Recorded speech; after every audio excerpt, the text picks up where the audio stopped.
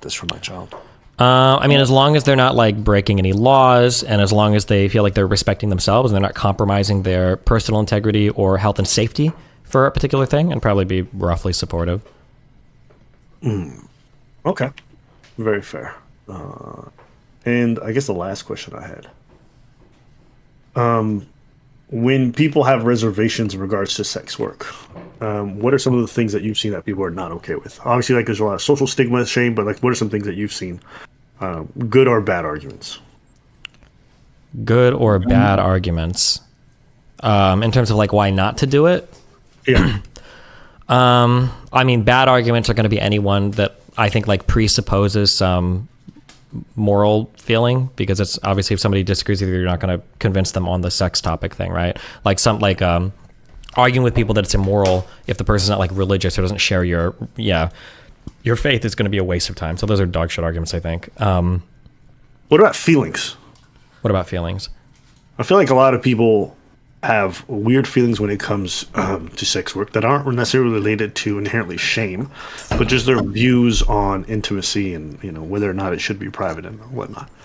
I think that if you want to go into sex work, I think what you need to do is the person needs to be willing to grapple with the realities of what it means to people and people on camera, because I feel like a lot of people don't grasp those two realities very well. Like sex is a pretty intimate thing. It's a pretty unique experience. It involves like a high level of vulnerability and trust with another person in an unprecedented hormonal state. And you need to be willing to grasp with that first before you make any decisions past that. And to pretend like it's not that, you're probably setting yourself up for massive disappointment or failure. So when you say it's intimate, it's because you're being vulnerable and because it's such a like visceral reaction to it, both like emotionally and physically. Yeah, for sure.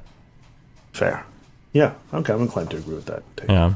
I think that there are people that, I think that a lot of people have jumped into a lot of like casual sex environments and stuff thinking it's no big deal, and then they end up getting burned because it kind of is a big deal. I mean, sexual engagement with people is it is a unique thing. It's a very unique thing. And there's a lot of unique stuff that goes along with it. The hormonal states, the vulnerability, the trust, like there's a lot of stuff that goes into that, and people treat it, I think, too much with kid gloves sometimes.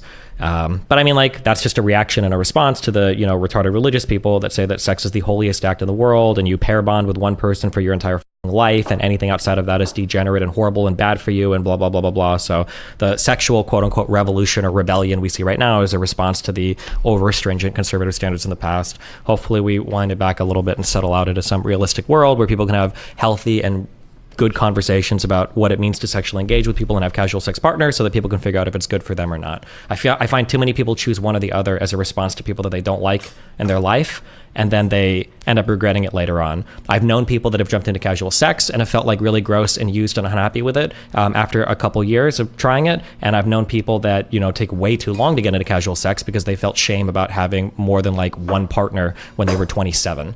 So yeah, people just have a really hard time honestly engaging with the topic, because I think a lot of people don't actually care about sex.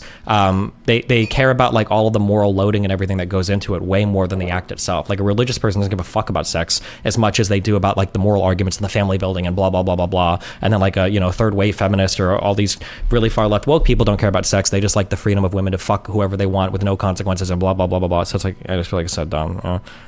There's no good conversations about it, I feel. Yeah.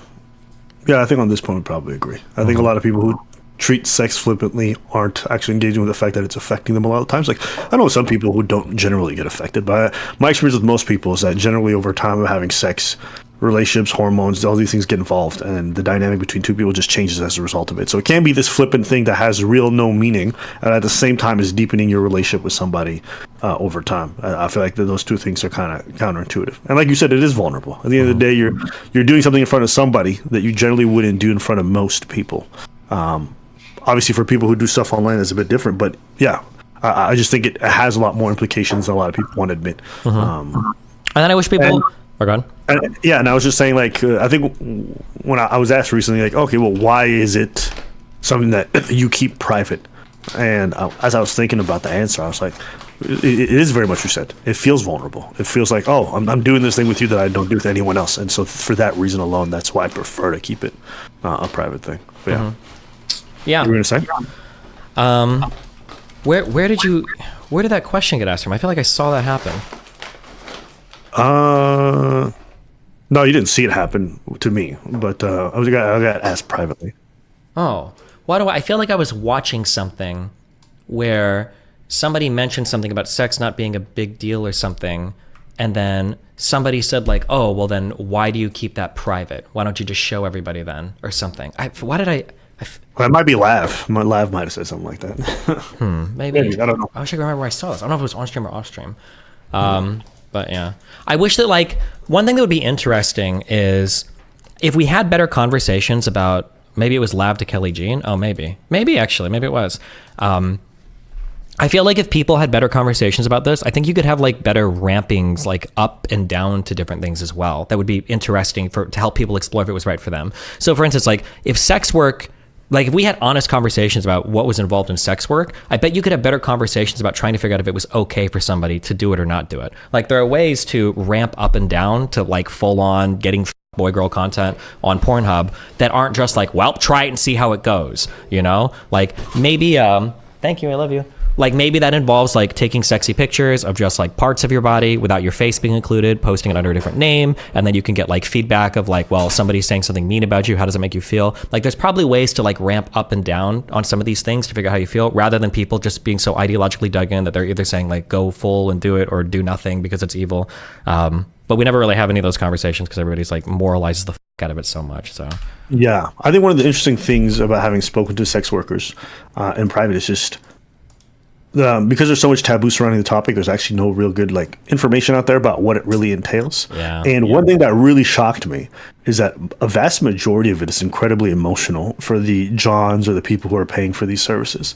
I had a stripper tell me that when she does private dances, like when they do like the 1 hour sessions, like they spend a lot of it just talking. I was like, imagine paying $1,000 an hour because you saw some girl rolling up and down on some pole, and then you get behind the curtain, and then you really just want to speak to them and talk to them. And I was looking at Amaranth's sales for how much she made. I think it was something crazy like $57 million in 3-4 years. And the majority of her services that where she made most of the income was from messaging. Although it's hard to know like what the messaging is because we don't really know. Yes. It might be like, you know, oh, you want to see my bath water or whatever. But the fact that it's even a substantial portion of it is actually really interesting. And a lot of sex workers have told me, like, a lot of people are just looking for an emotional thing. Like, even people who escort, yes, generally sex is part of the trade-off. But they do spend a considerable amount of time forming an emotional connection with these people. And I think that's why a lot of these Twitch streamers who are like booby streamers or whatever are so successful, is they spend a lot of time, yes, they might hook the people in with sex per se, but the emotional connection that they start building with these women from seeing them so often and fantasizing about them and then interacting with them is really what keeps them in emotionally. And I think that's what drives the sales to go up. Because if it was just a sex thing, then the most desirable, physically attractive woman would always be getting the most amount of money, but that's just not the case. Yeah, I mean, I don't necessarily disagree. It's also important that like different people engage with different sex workers in different ways. What a worthless statement. Based on like what type of sex worker and what environment we're talking about. So for what you're saying, when it comes to like escorting and stuff, I've heard that a lot of women that do escort, the emotional or like GFE, whatever for an escort is really, really, really, really, really important.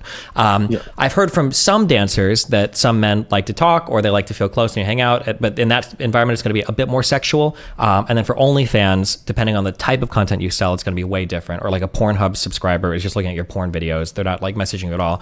It just kind of depends. But yeah, people, even labeling it just like sex work, it's more than that and less than that at the same time sometimes, depending on what level you're talking. Because yeah, I wonder what. Well, if I spend all my time, like, yes, there's definitely, I think what you said is true in regards to like certain forms of sex work will involve more sex than not. But just the fact that it's a substantial part of a lot of the industry tells me that what a lot of these Johns are looking for, sometimes it's sexual fulfillment, sometimes it's like the fulfillment of fantasy. But they essentially, like, there's a huge element of desire in being seen by the opposite sex that goes well beyond sex. That is pretty like evident all forms of sex work. And like, for example, when they're throwing money at the person, yes, it's for their sexual gratification, but it's also a thing of like, I want to be recognized by this woman, I want her services as